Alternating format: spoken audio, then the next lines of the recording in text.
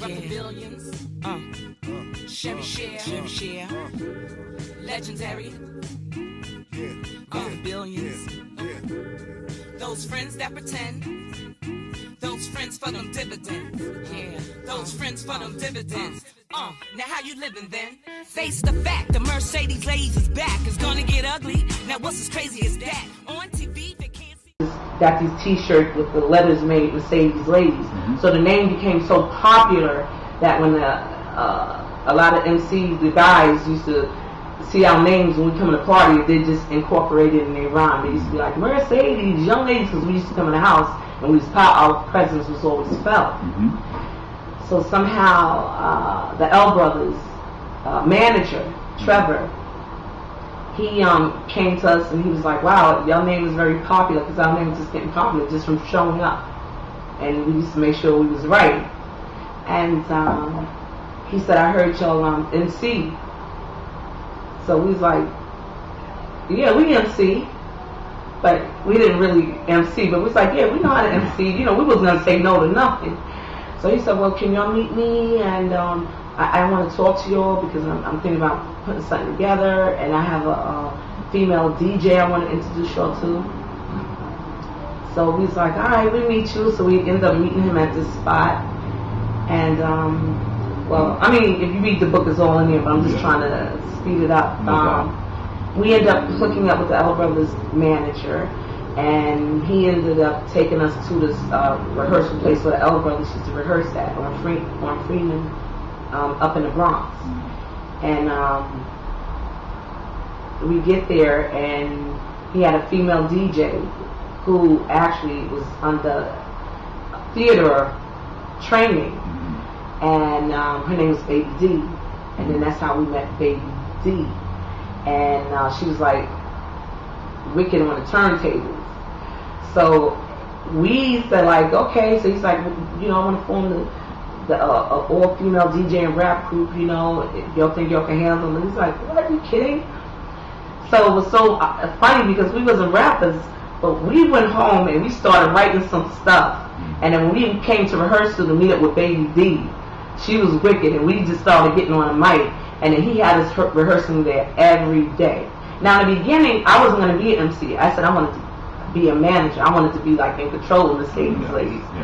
And then he was like, no, you got to be an MC. And I was like, me an MC? I know. I want to be the ones to make sure the girls is, you know, the business is going right. But anyway, I ended up being an MC. And so RD, she knew how to mix records. So then Baby D was going to be the one that was like wicked on with the zigger and all that. And then RD was going to be the one that came in and mixed the blend the records that was like disco and stuff like that. So we had two DJs. And then I became an MC, Everdeath, Zena Z, and Tracy T. Wow. And we was rehearsing day and night, and then we had to our first appearance, they put flyers out because there's never been a female hip hop group out, and at the time it was Sha Rock that was with the Funky 4+1, and it was MC Smiley who was with the L Brothers. So it wasn't really no female crew. We was going to be the first. So our first gig, Trevor was like, you're going to play at 63 Park. 63 Park wasn't a park, it was actually a schoolyard where Grandmaster Flash, the L Brothers, everybody you name, from Kool Herc and all of them, used to be rock this schoolyard, but they used to call it 63 Park. No doubt. So that was going to be our first gig. So we just rehearsed day and night. He had us in there, and we was all getting in trouble because our mothers, we were young, and my mother was like, where are you at 2 in the morning, 3 in the morning? And I knew my mother had too many kids, so she was going to come off the block and look for me. Like, my mother had 11 kids. I was like, I'll just have to deal with it when I get home. I knew she wouldn't come look for me at the block. But then we had some other mothers that was coming to find. It was crazy. I mean, we just like, it was like Die Hard. We just did it. So our first gig was at 63 Park. So when it was time for us to go out there, Trevor was like, y'all got to carry the equipment. We was like, what? To what block? Okay, we was on Freeman.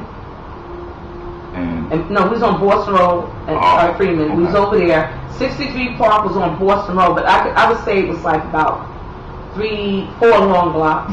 Yeah.